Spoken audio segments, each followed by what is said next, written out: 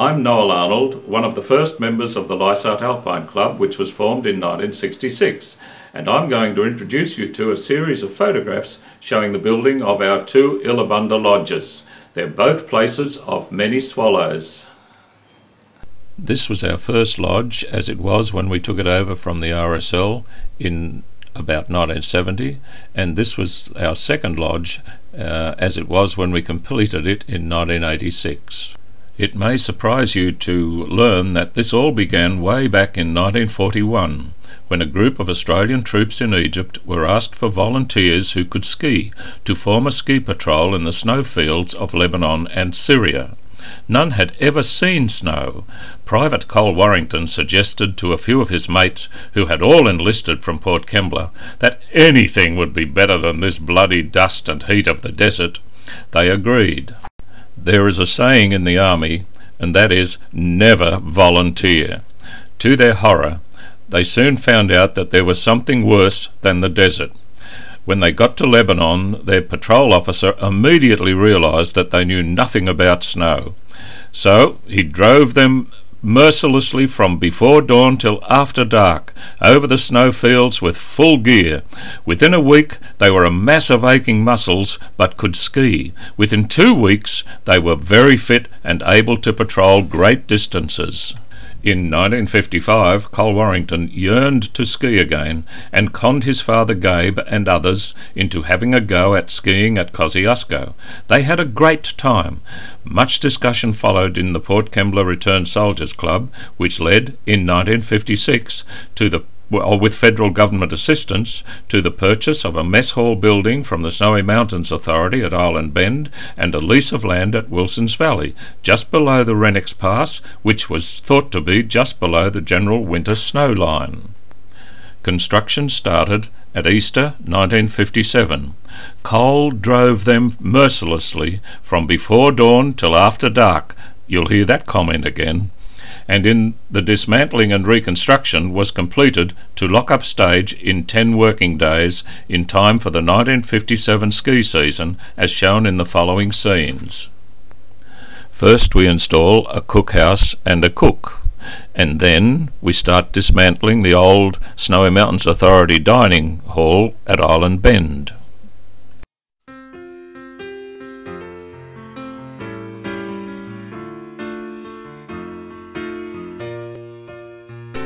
Then we start putting it all back together again at Wilson's Valley. Where the hell do all these bits go?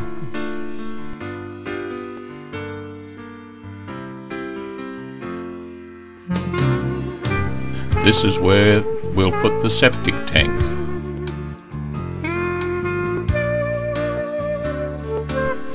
Now for the really big job.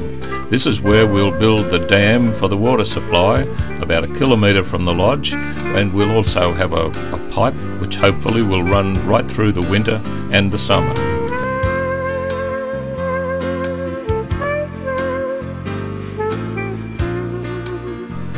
Looks like bad weather coming.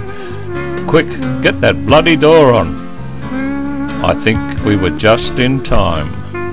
A final check that the dam didn't freeze over. It looks great. So now it's time to rest and have a few beers. A pretty good job to complete it in 10 working days. Here is what the lodge looked like in about 1970, when the Lysart Alpine Club took it over from the Port Kembla RSL Club. Over the next 10 years we completely rebuilt that lodge. We changed the internal cladding, the ceilings, the external cladding, the roof material, completely replaced the roof, changed the water supply, changed the heating system at least 3 times. We changed the kitchen, complete design of the kitchen about 4 times. So by the time we reached 1980, we had a completely rebuilt lot. In the summers of 84-85 and 85-86, we used this lodge as our base while we built the new lodge in Perisher. And here is our builder, Ross Livermore, probably about October 1984, and same as with our first lodge, the first building that had to be constructed was the amenities block. The bulk of the lodge was built by 100 members of the Lysart Alpine Club, although Ross did have to use professionals for quite a lot of the construction.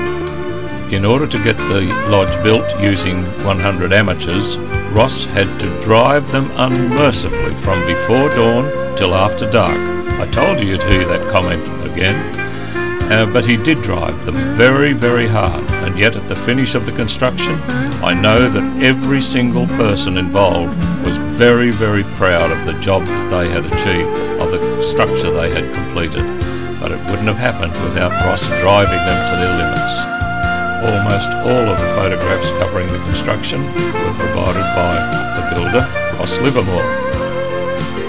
It should be stressed that no one person was solely responsible for the construction of this lodge.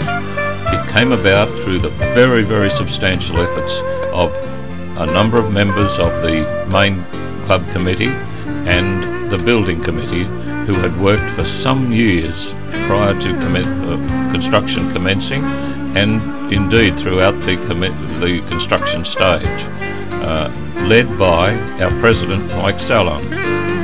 Mike did a marvellous job bringing them all together into a really good team effort. Well done, Mike, and well done all those people on both of those committees.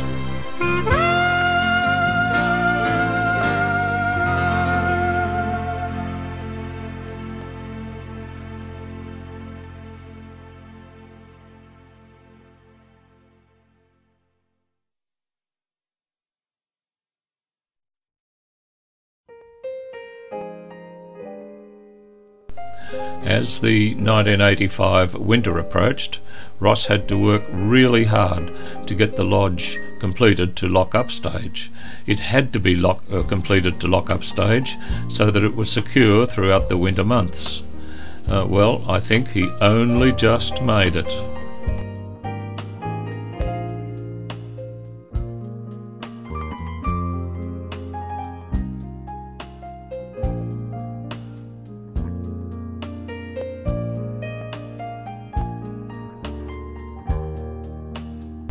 Well, here we are back at the beginning of the 1985-86 summer, and Ross could recommence building the lodge, which had to be completed in time for the 1986 winter. An interesting item is that the RSJs that you see going up here were prefabricated by Graham Roberts in the street outside his home. He drew the layouts on the street in chalk, then lay the RSJs on them, cut them to size using oxy cutters, and welded the fittings on in his street. They were then, of course, transported up to the lodge.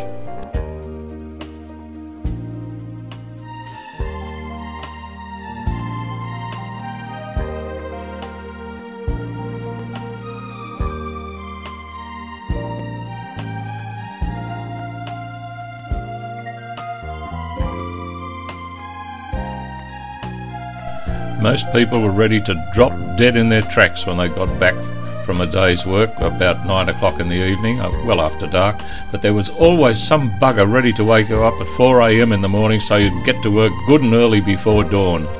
While we were building our lodge, the ski tube was also being built.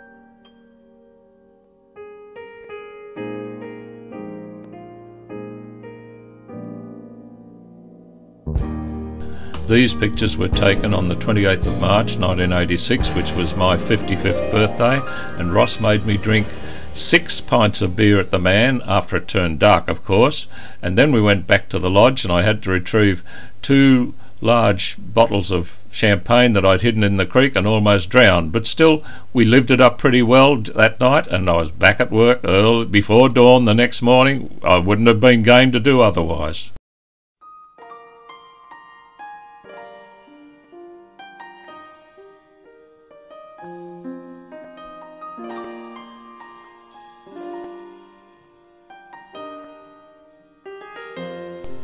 The lodge was completed in May 1986 in plenty of time for the grand opening event, which had been planned for some time to occur in May. Very well done, Ross, and all 100 Lysart Club members who worked on the construction. Firstly, I'd like to welcome everyone here to this very special occasion for the Lysart Alpine Club to open our fabulous new ski lodge. I'd like to particularly welcome the members of our club, most of whom have come a very long way for what really just amounts to a party, but it's certainly a party that is very important to us. We have Roger Glover and his wife Jan, who's chairman of the Perisher Zone of the New South Wales Ski Association. We have Bill and Mel Vassell from the New South Wales Ski Association Smeggin Zone. And I guess tonight is a formal night. It effectively marks our passing from Smeggin Zone to Perisher Zone, doesn't it? Or our graduation, I don't know how you look at that. What about Michelle? Regarding the National Parks and Wildlife Service, Bill McLean, one of the officers from the National Parks in Queanbeyan, was going to come, but he had another commitment which tied him up, and he's indicated his apologies. He was the fellow we dealt with a lot regarding our new lease negotiations. We also have from other clubs, Bob and Shirley Metten from Illawarra Alpine Club. It must have been a mistake, but anyway. And Roger and Claire Beattie from Technology. And of course they're one of the clubs like ourselves that are building a new lodge this summer. Regarding our new neighbours, we have a few apologies. Dr. Richard Waugh, the President of Alexandra, has apologised, and so has Trig Halverson and Ken James, the President of Telemark Lodge. They've apologised. But I would have to say that both of those lodges have indicated they've taken a lot of pains to wish us the best in our new endeavour here. And also Brian Donegan from Maranatha has apologised. Okay, we have more. We do have with us tonight all our past presidents and their wives. That's Ron and Jane Cook, somewhere. And the foundation president, Werner Daniel, and his wife, Emmy. And last and certainly not least amongst our special guests is the club patron, Hugh Trewalter, his wife, Barb, and later on, or pretty soon, they'll be unveiling the plaque and officially opening the new lodge.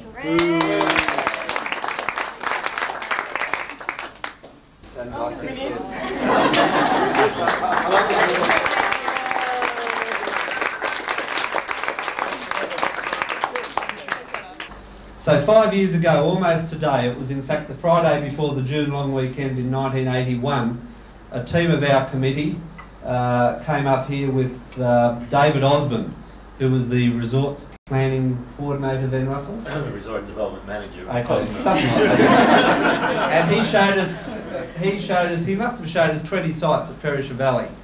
He took us way up the back of Maranatha, along the road back where Illawarra and Rugby are, and other lodges you've never heard of. We got bogged in 6 foot of snow because it was really snowing. He took us out to North Perisher, and finally he showed us this site last. And we decided this was the one for us. Of course, the main obstacle was money, and around that time we thought of ways of raising the money, and eventually we effectively reconstituted the club. We put a proposal to our members, which was accepted by the members, and that was to issue debentures and make those debentures a condition of membership. And that worked pretty well. At the same time, the committee girded its loins for what we knew at the time was going to be a monumental project for a voluntary committee on a sporting club. And we had to set up a whole series of subcommittees. There were lease negotiations, investments, what else have I got? Operations subcommittee. We had to work out how we were going to run the new place. But the main and the biggest subcommittee of the lot was, of course, the building subcommittee, who was charged with the responsibility of designing and building the lodge. We appointed Adrian Bell as chairman, and we then appointed a Queanbeyan firm of architects. And maybe our best move was to appoint one of our members, Ross Livermore, as our builder.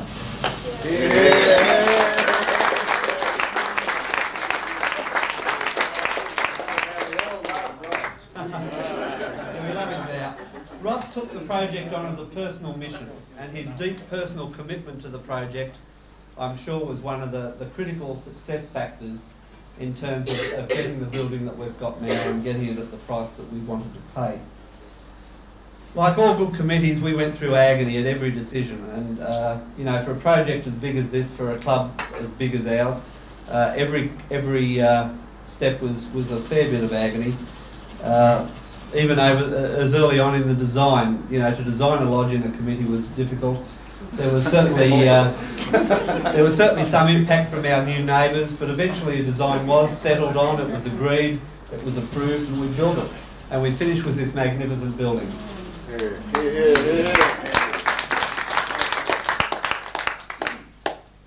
Another critical success factor was the use of voluntary labour. We required all our members to commit themselves to 2 weeks hard labour down here. That certainly allowed us a lot of savings. It certainly caused us a lot of difficulties. But the contributions of our members and many of their friends just can't be underestimated. We have 100 members. Virtually every one of them has spent 2 weeks down here doing his 2 weeks hard labour. But on top of that, there may be 1/3 of our members who actively contributed to the organisation or to the planning or just to working a lot harder than the 2 weeks that we required of them. And I hope and I'm confident that that will build up a tremendous club spirit. Every member can see a part of himself in this lodge, some part that Ross Livermore built him into doing. At our annual general meeting,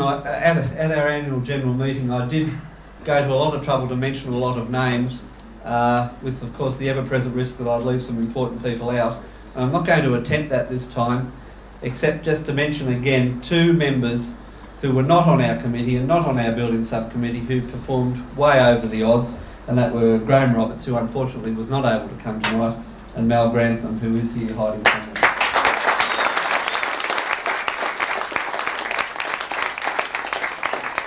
And of course, very special thanks to the members of our main committee and our building subcommittee and the rest of them. And I've got no doubt that they're as delighted as I am with the new building, and we all should be. This function here tonight is to celebrate the culmination of our efforts and also to acknowledge the contribution of the company, John Lysart Australia, albeit for Steel International Coated Products Division. Because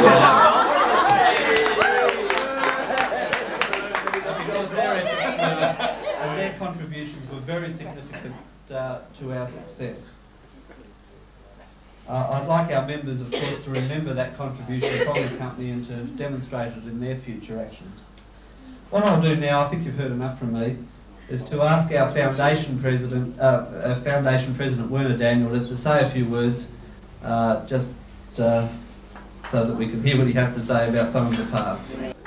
President Mike, distinguished guests, my congratulations to the great effort and the achievement of having that wonderful lodge built, completed today, and having the grand opening today, which I looked actually upon as a big problem for you while I was not present. Because in the past they always knew you needed someone who is a real pusher. But as things proved, I was always called a slave driver. Yet I had someone who relieved me from that job, which is far better, which I was told was Ross Livermore. He does a great job. We had always our reach filled. And when the Arizona Club decided to build a swimming pool within the club premises, they offered it to us first. And it was offered at a price which we certainly could afford, because we had only $1,300 in the kitty, and we had to go to buy a lodge which was $20,000 worth. And I did quite some haggling with Carl Wellington over the bar how we could achieve that we can get it at a price which we could afford. And eventually the other Circle Club agreed that we buy it for $10,000, and I would say here Noel Arnold was very instrumental, particularly with Stuart Fairbairn, in regard to getting the finance which we needed even then. And it was that we sent a letter to Stuart Fairbairn, which was general manager at the time, for $5,000 loan and a $5,000 donation. And in return, I got an invitation with Noel to the manager's office, which said, you know, I want you and your attention here on the job and not up in the snow. So you better change your application from $5,000 to $10,000. So the company donated $10,000 towards the purchase of that old ski lodge, which we called Illabunda, which we purchased cash for $10,000, and we even had the $1,300 left in the kitty to carry on. Now you know from yourself how much time we've spent to make everyone comfortable at the old lodge, and I hope that the same spirit transfers onto this new one. So that's all I have to say, because I have certainly looked forward in the old days, and particularly when we started out.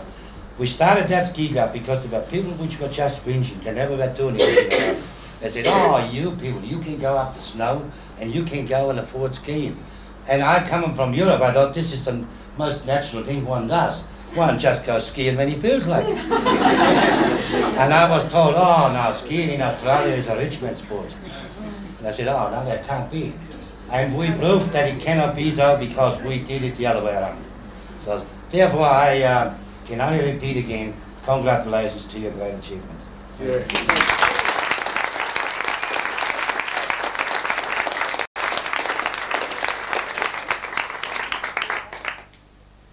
Thank you, Werner. I can say without any fear of contradiction that our club has the strength that it has today, thanks to Werner Daniels. And I can also say without any contradiction that Lysarts has contributed far more than $10,000 to this lodge. But $10,000 wasn't really enough to buy it. Tonight effectively winds up the building subcommittee's role, and I'd like to ask the chairman of that subcommittee, Adrian Bell, to say a little piece.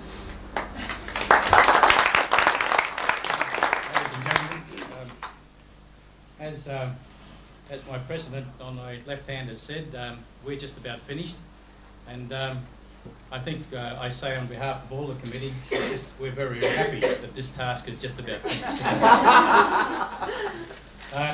Listening to Werner before, and he's talking in his $10,000, when you think that there's something in the vicinity of $370,000 that we're sitting in tonight, you can imagine the task that it has been for the particular people within this club.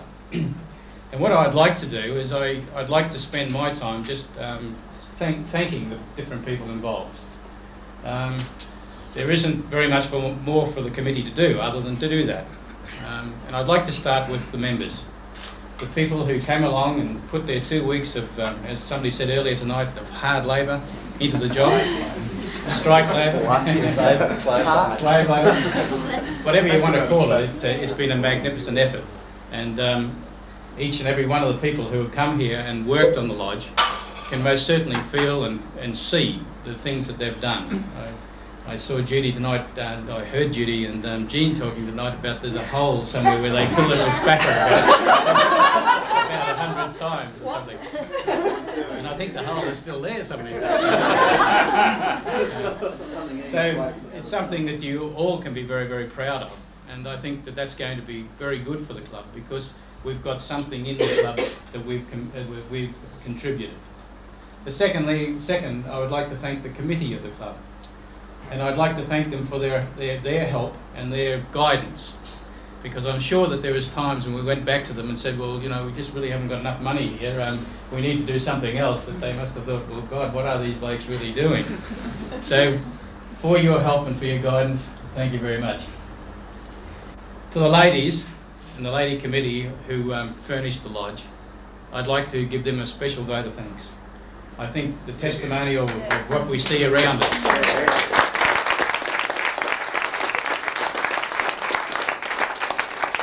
And I'd just like to name them. There's Claire, there's Julie, there's Di, and there's Alison. All of you have done a very, very marvellous job, and the furnishing and the finishing has just come up absolutely superb. To the fellows who worked on the committee with me, that's John Henry, Ron, and Ted. They're all standing behind at the back, not wanting to come forward. They have put in a lot of effort and a lot of work to get it to the stage where it is. The extra effort that is required from people, like those guys, is something you don't actually see, because there's a lot of work behind the doors, and there's a lot of effort goes into it. So, fellows, thank you very, very much for your assistance.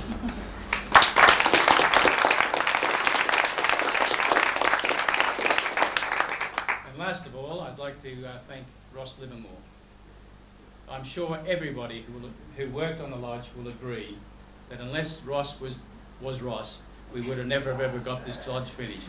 When you think that there's 2 lodges up the valley at the moment and they're struggling to get finished for the season, and when you think about when we sat down on the old lodge last winter and thought, well, we're up to the 1st floor, but we've really got a hell of a lot of work to do during this summer. When you really think about that, there's only one guy who actually built the lodge. He took on all the efforts, he took on all the worries, and he actually had to worry about the money as well as getting people like Noel Arnold to do some work. I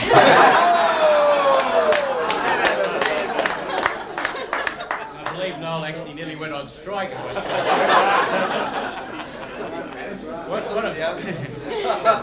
What I'd like to do is to bring out Mr. Hitler.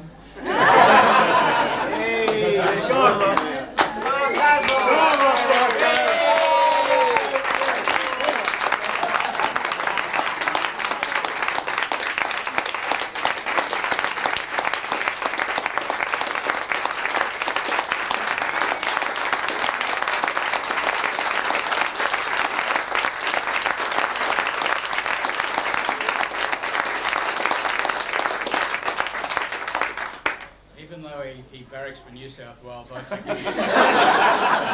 But I'm sure Ross would like to say a few words.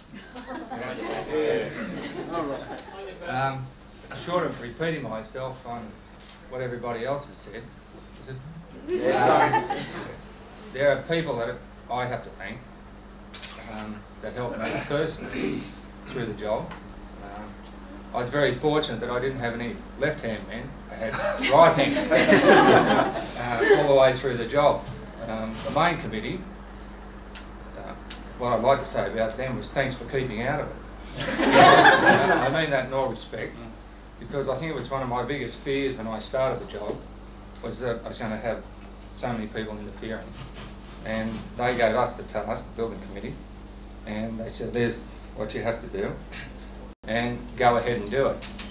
And not once did they interfere with us. And that was probably one of the greatest helps out, and all due respect to them, they said, there it is, go ahead and do it. So, to the main committee, thank you very much for that. To the building committee, well, firstly, actually what I'd like to do is thank each and every one of you for the efforts that you put in. I was, I suppose, a bit hard and things like that, but I don't think we would have been here. I know we wouldn't have been here tonight because of the time factor that we had at our disposal. But we got it finished, and I'm very proud of it. So I thank you for that and for your efforts. But for the guys that and the people on the building committee in particular, one name that I haven't heard mentioned is Ronnie Fitzgerald, who to me was fantastic. Adrian, and there was Ted behind me. When I was running out of labour, there's only one phone call, Ted. I used to hassle him a hell of a lot and give him hell, but he's my brother-in-law, so he deserves it. So I thank you very much. Who else was there? John Henry was the greatest thorn in my bloody side. Over here. was always looking after everybody's money and hounding me for dockets and things like this and invoices and trying to keep everything in tap. And not only that, you know, I ran out of paint because you can't buy anything in this godforsaken hole. But ring John and he'd organise it, or Ron would organise it. The organisation behind things, just to buy things down here was, you know, it's pathetic. But the people that just got in and helped, it was tremendous. And the committee there, and who else was on the committee? Oh, I forgot. Right. Warwick, he was there, I know, in the early stages, and then went overseas, and insurances and things that people just don't think of. We're trying to insure everybody so they don't, if they got hurt, they were covered, things like that. I think for 2 years we planned before we even put the first shovel in. 2 years. We used to meet just about every Tuesday night. Designing, we'd redesign it, send it back to the architect, it'd come back again, we'd redesign it, send it back, we'd meet him at the airport because he didn't have time, he was flying through, things like that, you know. It just went on and on and on. So, but I had a fantastic experience meeting everybody. I'm probably the only person in the lodge that knows everybody, and I feel a lot richer for that. So for that, I thank you for your efforts, everybody's efforts, right through the lodge. And is that from this? Oh, excuse me. I did forget one person. The old lady, yeah.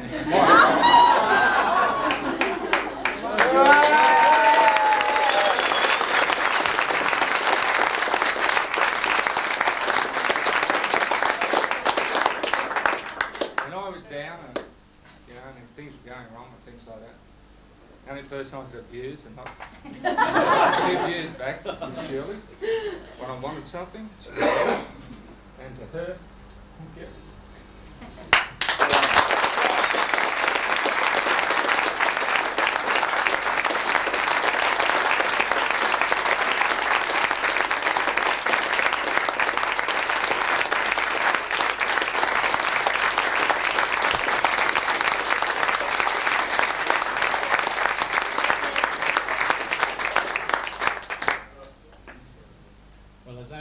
Left for us to do now is to hand the lodge over to you, and I only hope that each and every one of us look after it and treasure it the way it should be treasured.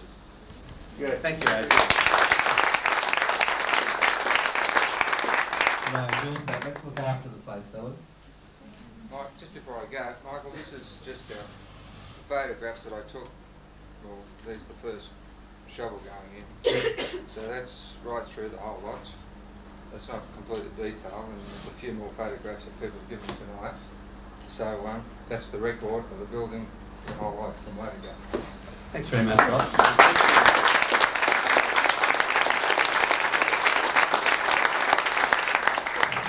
I guess we'll keep the photo album here at the lodge so everyone can reminisce on the work they put into it. My final duty here tonight, or the formal duty, is to call on our club patron, Mr. Hugh Tawatha, to actually formally open our new lodge. Hugh Tawatha.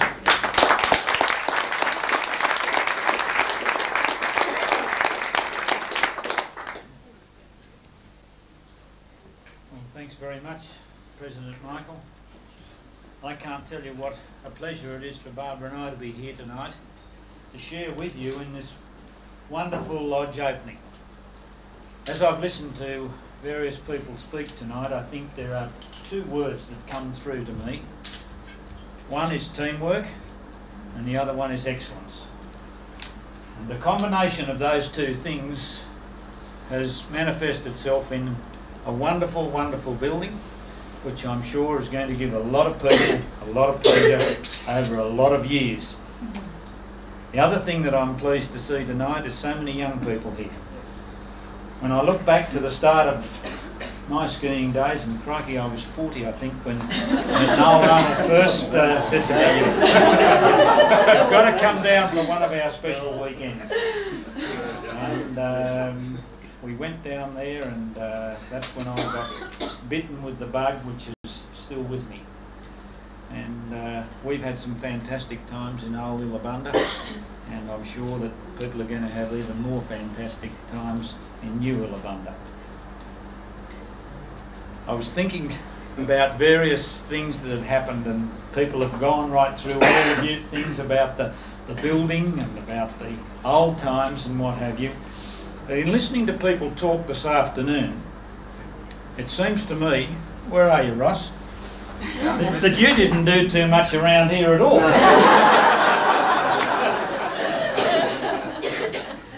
This one did that, and this one did something else. And all you did was crack the whip. Oh boy! Oh fine. Yes.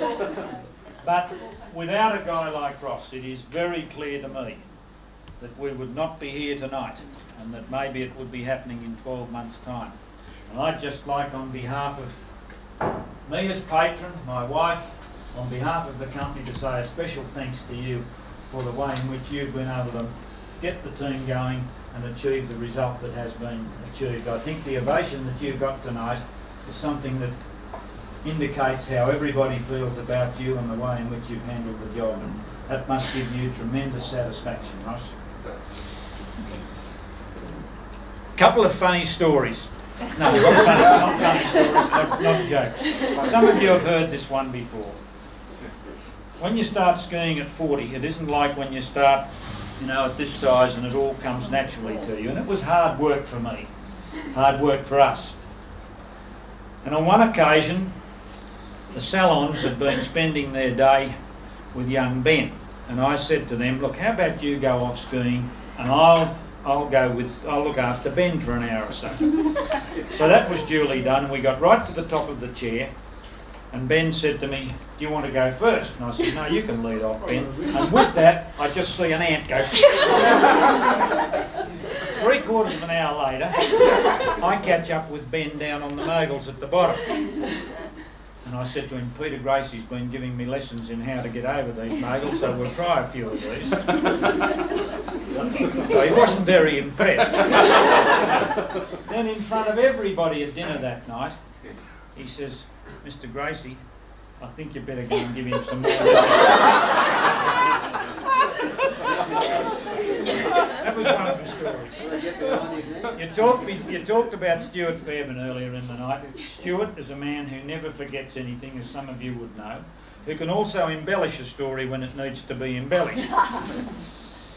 We'd been here for working bees during the season, and as was the custom in those days, the President then had a President's weekend when nobody else other than those who'd been at the working bees came to his weekend. On the Saturday night we came up to the Smiggins pub, and as we're walking through the pub, there's one of the young girls from work there, and I said to her, hi Faye, any chance of a dance? And she said, yes, I've got 3 or 4 lined up, but you can have the 5th one. So I duly did all this, you see. Stopped in the middle of the dance, looked across, and standing as close to me as you are was my sister-in-law. So quickly thinking, I said, hi Bev, what are you doing here? And she said, more to the point, what are you doing? And I said, I'm up here with the fellas from work. So she said, it looks like. So naturally on the Sunday night when I got home, I broke that story very quickly. And then made the mistake on the Monday morning of telling Stuart about it. Now that story has now grown and grown and grown to the point where I was shacked up at the ski lodge with this girl and was sprung by my sister-in-law. And Stuart has told and embarrassed me that story in speeches that he's made in company which you wouldn't believe. So that's some of my old memories of the place, and then one more that I'll just have to tell you because it's particularly pertinent now with these stovepipe jeans that are around. We'd been snowed in for 2 days and couldn't get out, and we'd played cards and we'd done everything that was possible to do. I was batching it. No, sorry, you were home and I was up there on my own.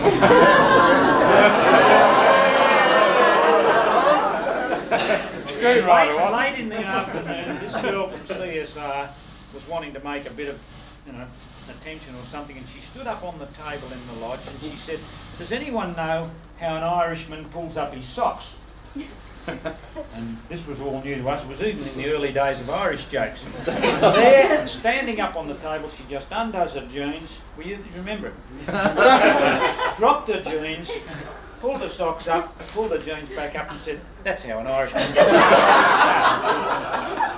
She was some girl. I wonder if Dresdale's still got it. You told me that. You told me there was no sin above 5,000 feet. I always remember that. I'm a slow learner, but I do remember something. Captain, yeah. All right, well, enough of the frivolity. Just let me say that I would first of all like to congratulate Mike as the President, all the members of the committee, everybody who's been involved in, first of all, the selection of the site. I think it's magnificent. The design of the lodge, that's great. The whole of the decor of the place, everything about it is just so superb that I know the satisfaction that you all must be feeling. And we're all sort of feeling that satisfaction here tonight. And before I finally pull that curtain across, I'd like to just ask Barbara if she'd come forward for a minute.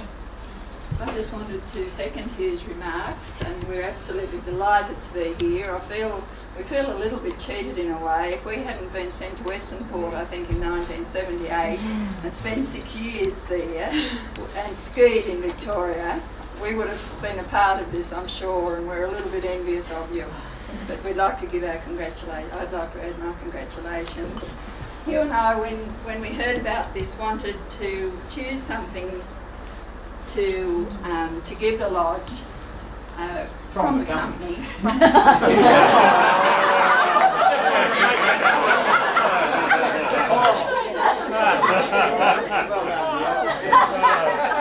Fully tax deductible. These some of those perks we're reading about. It was done before the third reduced with the investment allowance. From the company, yes, from the company. And we thought a painting would be in order, and I'll let the committee decide where they'd like to put this. We had a Wollongong artist, Mr. James Kiwi. We commissioned him to do that, and it is of this general area. It's actually Yucumbear, but it's the first snowfall of the season and the snow gums. So I hope the club will enjoy it. Yeah.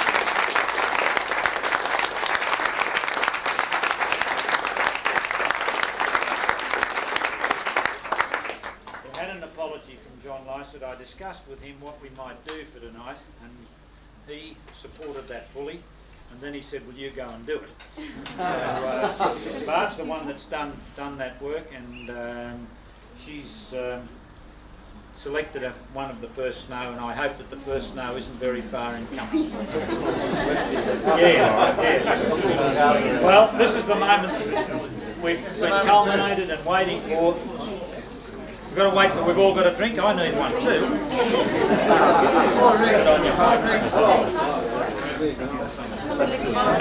Who's the fire station? You are, Hugh. It's your place to do it.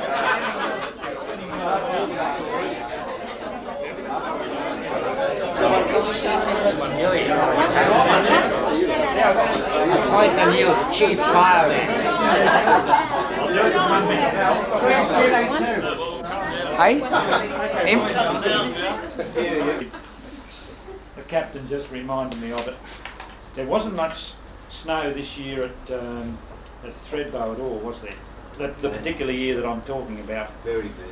And there wasn't much even up at Smiggins, but it was a reasonable amount here, and we were all skiing here. Going up the Toe for about the second run in the morning, I got on I was single at that time. Sorry, I was travelling. Skiing on my own. And this girl pulled up alongside, and up we went. So and I said to her, "Haven't had many runs this morning?" "No," she said, "this is my first run for the day." And I said, "Oh, whereabouts are you from?" She said, "Oh, I'm over at Thredbo." And I said, "Oh, that's nice. No snow over there." She said, "No, none at all." And I said to her, "What do you do?" she said, "Oh, I'm from Double Bay." And then she had the grace to say to me, "And what do you do?" And I said to her, "I'm a steel worker from Port Kembla." At that stage, a complete wall. And we travelled up the list. Can we open it now? Yeah. Okay, well, I can't tell you how much pleasure it gives us to be here tonight. We've already said that. And here it is, the official opening of the new...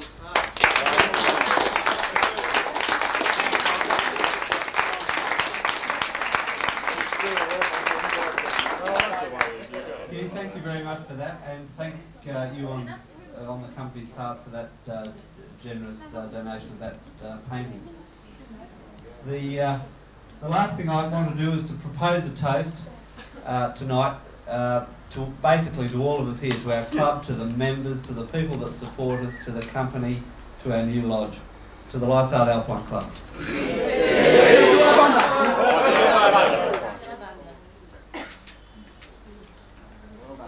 Okay, that covers it all. If we could evacuate the dining room, if it's not already evacuated, for about 15 minutes to allow Alan and Alicia to, and everyone else to get the room ready, then there'll be a buffet dinner served. Thanks very much.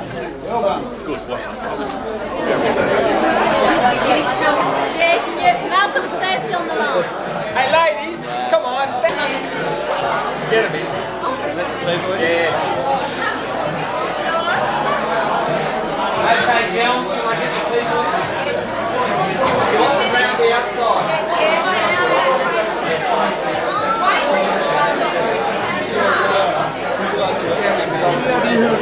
I'll find out. There's a lot of hassle going on. I know that. Yeah, okay. We're on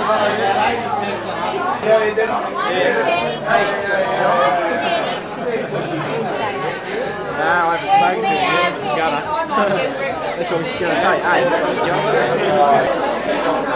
Hey, Rod.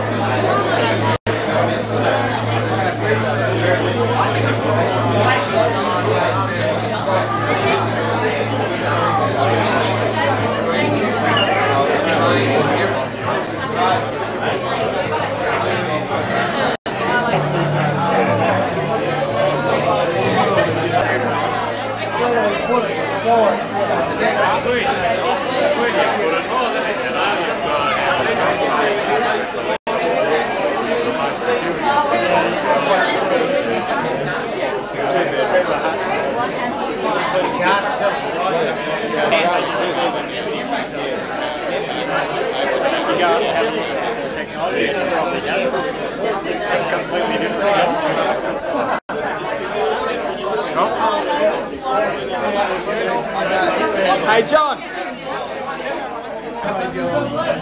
Hey, Shauna. Shauna.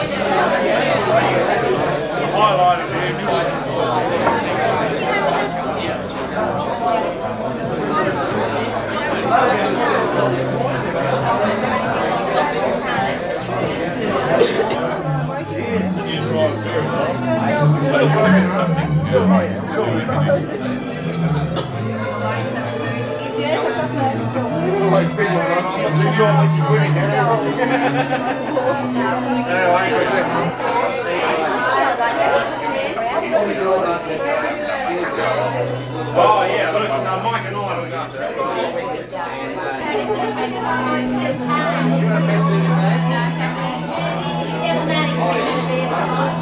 You know that. What's that? You didn't know it already after the weekend. I knew it already. Yeah. Nice to meet you. That's great. No, we're coming down in June. We're having a lovers' tryst on the. Cheerio, Mike. Put it underneath. Thanks. Cheerio. Kevin? Yeah, right. Cheerio, John. Yeah, right. You're not picking up the sound, though. Yeah. Hello, Lily. Compare that with the Phantom Yodeler. He's much better. Right, this time in the morning. Sorry. No, it's flashing. One Enjoy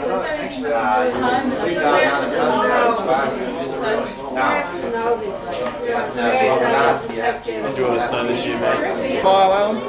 No, the camera. Look at the camera. Don't look at what's behind the camera. Sure, okay, always get taken. They always get it. Better turn around and look at it. Right. Have a conversation. Go and show us the Argo, Rod. Yeah, go on. Go, hop in and drive it. There's our 5-wheeled Argo. Hang on, I'll make the noise.